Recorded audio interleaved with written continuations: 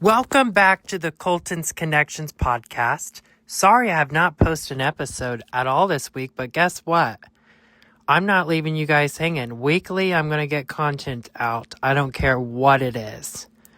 But the whole reason of my podcast, I do want to have episodes where it's just me. This episode I did not want to do, but I don't know. I want to have most of the episodes guest. I want a good 90%. And then have a few handful that, it's just me talking to you guys or talking about what's going on. But I think other people's perspectives and other people's ways of looking at things is so interesting.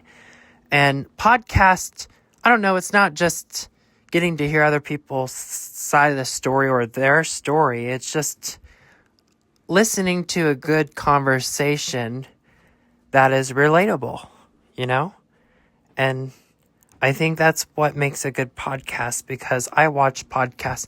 That's my TV anymore. And oh my goodness, it's becoming so amazing. The internet is becoming a curse and a blessing, but I'm so grateful for podcasts because like ones that have good conversations that are relatable. And I think that is the best, especially the funny ones. Some podcast ones that I'm doing that I listen to a lot of times is I love Kathy Griffin. I love Roseanne Barr.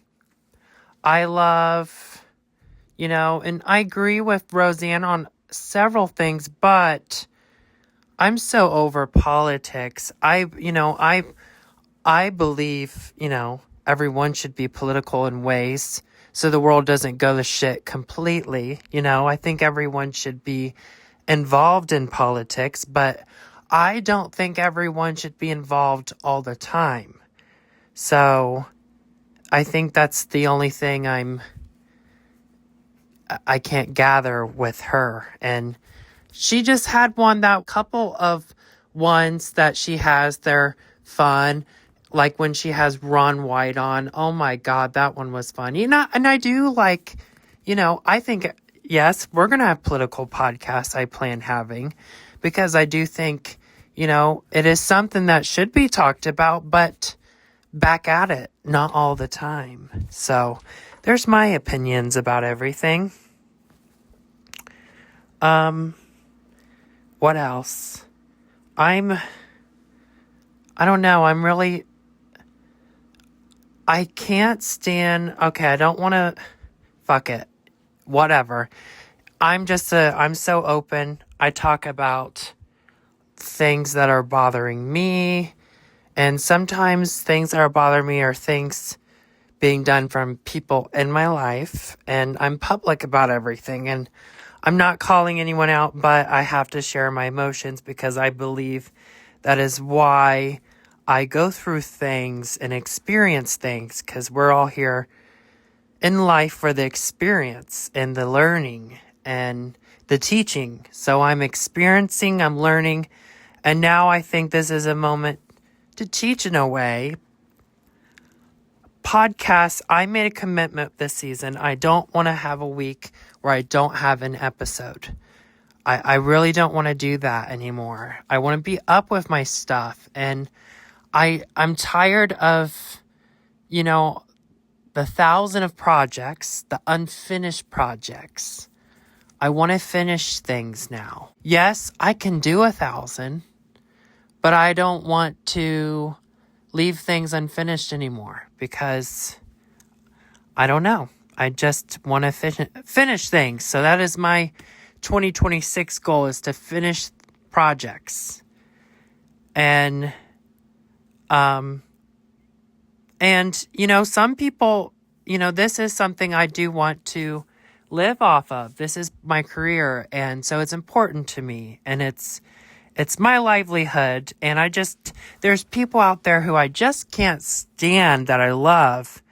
And a lot of times it's guest stars. I don't ask everyone to come. I talk about jokingly having friends on my podcast, but would I really let all of them on? No, because, I think you got to have a good conversation. And I think if I invite you on my podcast, it's because I think you're special and you have, a perspective to give to people. So every person that's on my podcast is someone that I see that can really give something to, the world with their ideas and their stories. And yes. So anyways, I'm just fucking bummed because I ask people, we plan a day and they always cancel on me and a lot of times they wait to tell me way after the time I was supposed to have them on. And that's upsetting. Not saying any names just yet, but I am making rules. I am planning on having several celebrity guests on this podcast, of course. A lot of my celebrity friends want to come on, and we're going to have a lot of guests, but I get things don't work out. But if you are someone that I'm noticing that, cancels on this constantly, you will be banned, and it will be a public ban, and it's a no offense ban. Like, I love you. We can still do other things, but you will be banned from this podcast because you can't just keep fucking me over, because I had 2 guests cancel this week, and I get it, but my goodness, people. And I get life gets hectic, but come on. And here's what I love about what technology. It's so convenient now. So I've been on there's a couple of podcasts I can't say because they're not out yet, but I went on a couple podcast shows, and here's where I got the idea to do, my readings and stuff, where I'm doing it on record over the phone, and I can get the phone recordings. The podcast interview is on record. Just thought it was like a normal phone call, and the quality was amazing, and it was so easy. So, and I had things to do that day, but I was able to go in a quiet room and just talk on the phone and record a freaking podcast episode with somebody.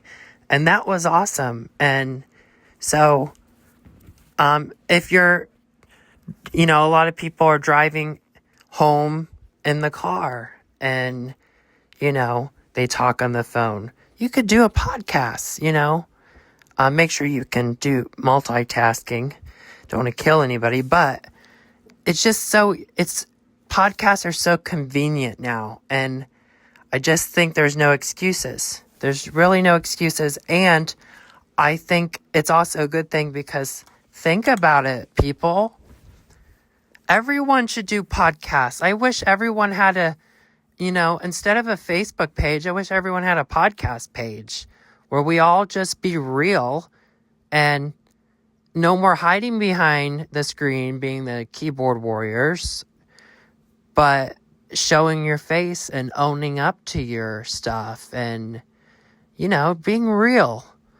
And that's what I do. People see me fall and rise and fall, crash, boom, explode, and then explode into something like fireworks that's colorful and amazing and powerful, and then back to shit show. I'm a reality show. Watch the Ohio Medium on Paraflix. I'm not that show that I'm making myself naked on that show. Not meaning I'm going to be naked, but I'm going to be so raw because I'm leaving everything in. And every episode we're going to have a reading, and if not a reading, a paranormal investigation.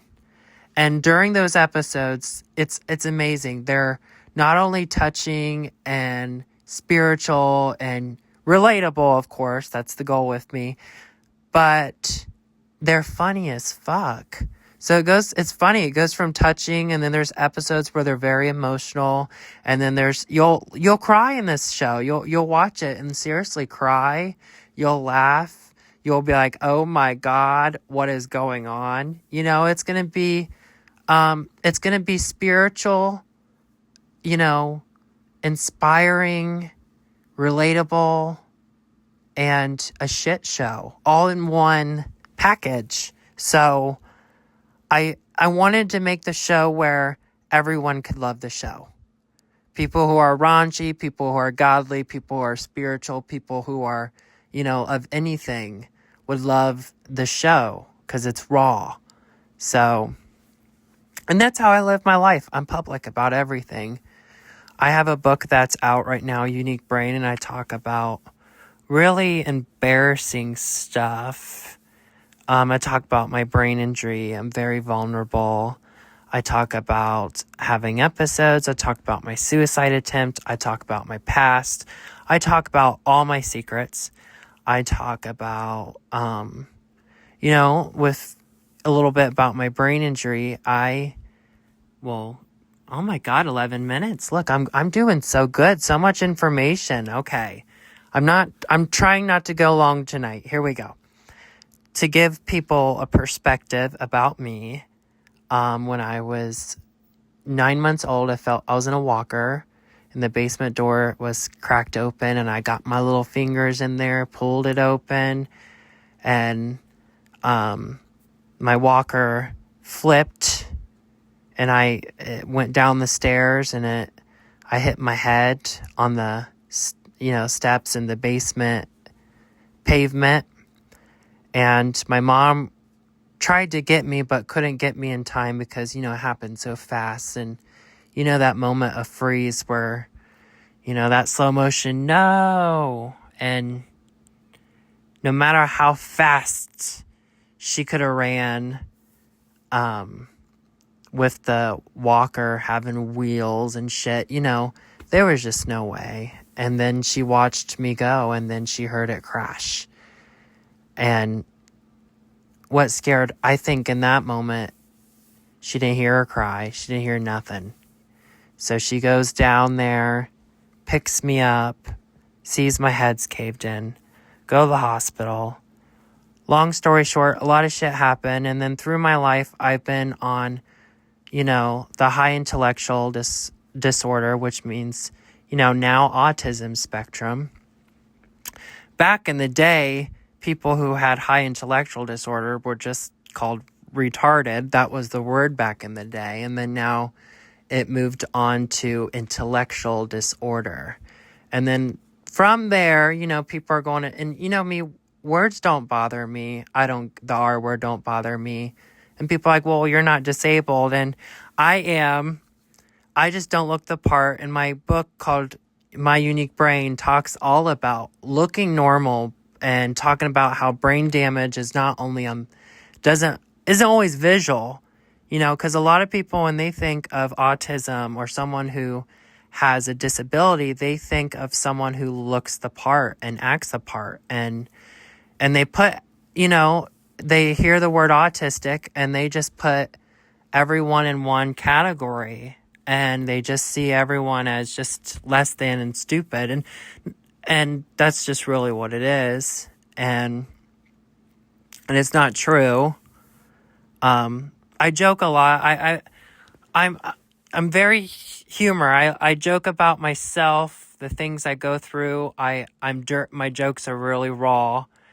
And because I've went through a lot in my life to where if there was times where I didn't laugh, and the times of not laughing and the times of not finding the humor, finding the light were dark times. And the more I laughed, the better it got. So a lot of people get offended by, things I say or the way I live my life, but it's how I create my own sunshine. And sometimes people's sunshine is just too bright, and that's okay. Not everyone's light is meant to shine on certain people, and that's what I think.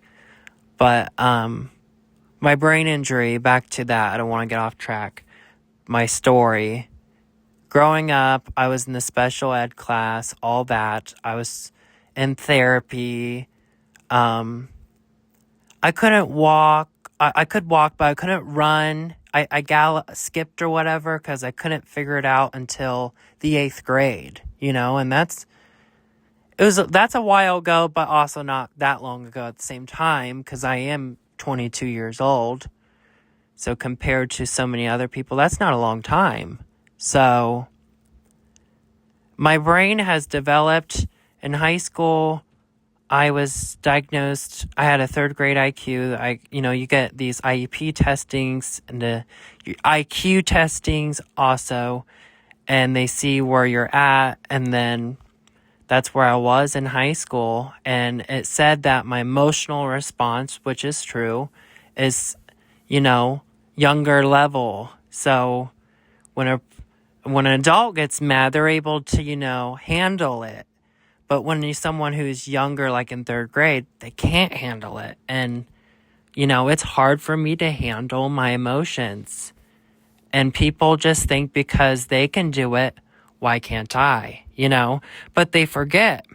A lot of times people wonder why I get worked up easy, why I get worked out easy, why I get tired easy. And here's how I can explain intellectual disorder. So, let's say me and you work at a job in the city, and we work in a skyscraper, and we work on the top floor. And of course, we're going to have to take the elevator because taking the stairs would take so long, right? Well, people with intellectual disability, their elevators don't work. They don't have elevators. Matter of fact, they're not even fucking there. But they're stairs. So we have to go the long way around to get to the same place. Because parts of our brain, whenever you do anything, an action, anything in the brain, our thalamus system, or limbic system, limbic system, has to send messengers to all different parts of the brain whenever we do anything. But when those messengers are being sent, let's say, a normal brain, it can go straight to that other part, right? But the middle part is damaged. So it can't just go straight to it. It has to go completely around the parts that are damaged to get to the same place. Just because it's damaged doesn't mean it can't get to the place, because all unique brains can make it to the same place. It's just finding the certain tools. And, so that is intellectual disorder. We have to use our elevators don't work. We have to climb the stairway. So when we finally make it to where you're at, yes, we're fucking tired. Yes, we need a nap. Yes, we're overstimulated. Yes, we're flying off the handle very fucking easily because we're fucking exhausted. Okay? So there's the reality. That's the reality. So the book really helps you understand it. And I think people like it, but it talks about personal stuff. And and it's been therapy. This book, doing the book has been therapy for me. And I published it in February, then I unpublished it, and then published it. And I published and unpublished the book 32 times. I know that sounds like a lot, but there's so much in it that's hard that I don't know if I can answer people when I do book signings. I don't know how I'm going to, because I deleted certain chapters and then I brought them back, and then I went in detail about so much because it was like a journal to me. And then I had editors. I had 3 editors working on, so many people said they wanted to, edit the book. So I said, okay. And, it got emotional because then they started seeing everything. Everything that the readers are going to see that wasn't ready for people to see just yet because I haven't yet healed. I'm still healing. I'm more healed than then when I had the editors.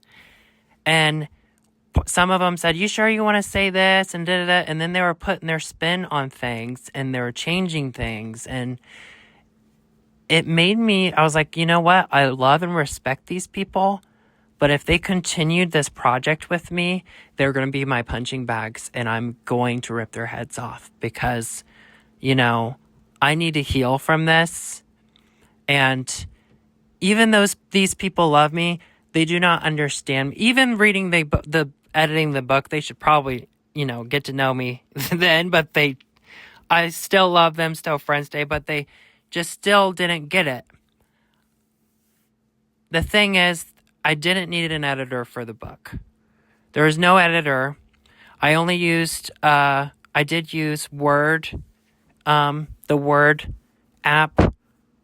The computer made the introduction for me, and it also underlined words I didn't spell correctly, and it also helps me with the punctuation, the simple shit, right? So that's what I just did. I went with that, and I word things differently, but the way I word things is the way I'm gonna word it on stage, is the way I'm gonna word it when you talk to me at a show. So I don't want things changed because it's not proper, because I'm not fucking proper. So I didn't like that either. So I'm like, you know what? Fuck it. We are in 2026. Everyone posts their, so much shit on Facebook, and they put paragraphs after paragraphs, or people text you anymore. Everyone's into text and reading text, and nobody used correct grammar.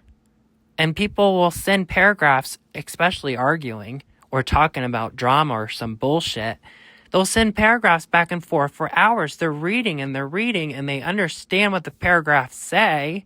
So why the fuck do I need an editor, basically? So this book, there's going to be parts where it's very professional because it took me 3 years to create the book.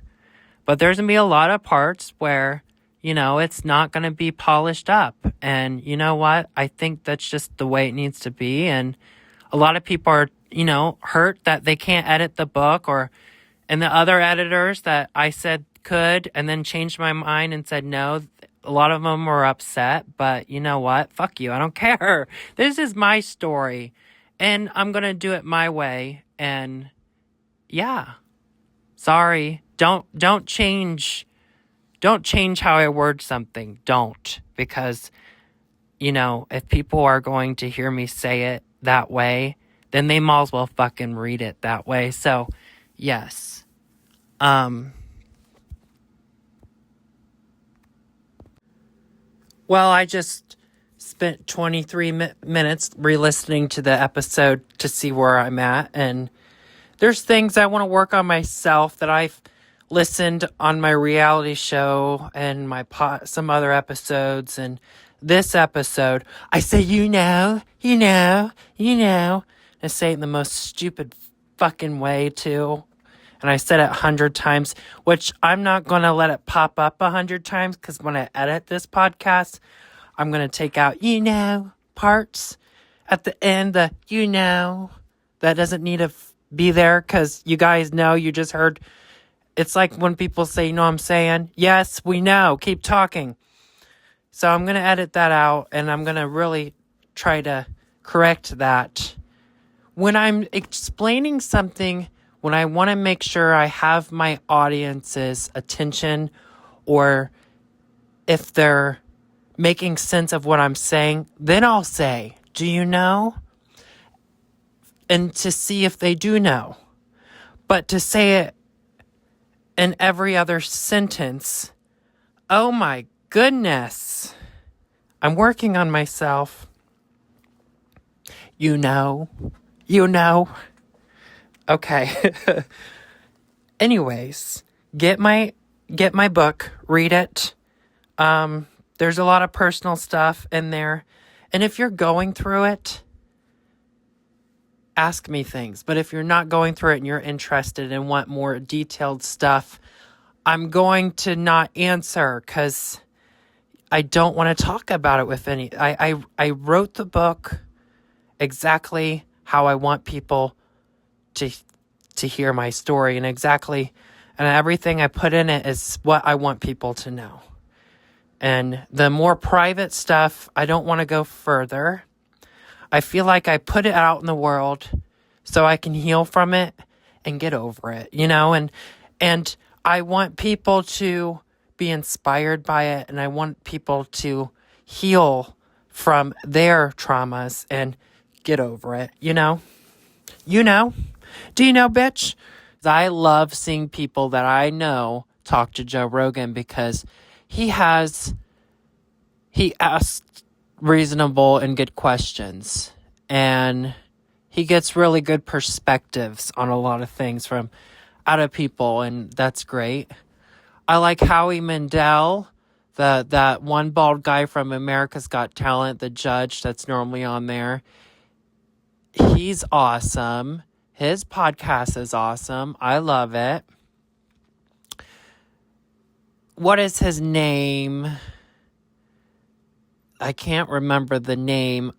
I don't care for his music, but I love who he is as a person. He's a country singer, and his wife has a podcast. I can't think of his name, but I think his wife is Bunny something. Anyways, she has everybody on. Her podcast is good. I love Kill Tony. If you're into comedy, that's a good one. And if you want to get into the more of the mystical side of things, Teresa Caputo has some podcasts. Patty Negri has a podcast called The Witching Hour. If you like paranormal stuff and spiritual shit, sorry, I don't want to fuck up that word, Patty's show would be perfect for you. There's some Paraflix podcasts that are good that I like. There's a lot of podcasts that I watched I don't remember the names to. These people are not podcasts. They mainly just sing, but I love them. Troubadours of Divine Bliss. You can check them out on YouTube. They are awesome. Go watch them. Okay, I think I gave you enough. Go do some homework. Watch that. In honor of my Unique Brain book, I think you should do research on people with intellectual disabilities. I think if more people would, try to understand people who are on the autism spectrum, it would really help the world go around, because I think people who are autistic are not less than, but actually more than. I think people who are autistic are connected to different parts of the brain that people don't normally use. And that's where you find talent, and that's where you find uniqueness. That's where you find skill. That's where you find something different to bring to the table of life. And it's important. Peace. So, and I think when you learn about people with intellectual disorders, it opens up that empathy. It teaches you about empathy. And then from there, you'll probably get interested into psychology. And in the book talks about psychology. And then you'll just keep on going on and on and on, and educating yourself not only about just disabilities and people, but you'll learn about psychology and how people think and why they think and why they make decisions or feel or do the things they do. And then, oh my goodness, this book, when you read it and you study it, you are going to be one smart motherfucker, because it has been my therapy and research the past, my whole life. So you're going to be a smart bitch like me. Watch some, a podcast, not a podcast, but her name, what is her name? She has Tourette's and she drives Uber. I can't think of her name right now because my brain's blah. But she is hilarious. Watch her. She spreads awareness about people with disabilities. She's amazing. There's some movies that I love that explain autism. I love the one where, what is his name? I can't think of his name. Gilbert. Something's Eating Gilbert, I think that's called. With Johnny Depp, and that guy that's from Titanic. All their movies is amazing. That's a good movie that, gives a perspective to that's not like my level of autism, but that is someone that is more autistic. In the movie, the quirks, how people who are autistic hit their heads, and it helps with stimulating and thinking. And there's another one. Let me look it up. You know what? I think this includes today's podcast. Thank you for watching.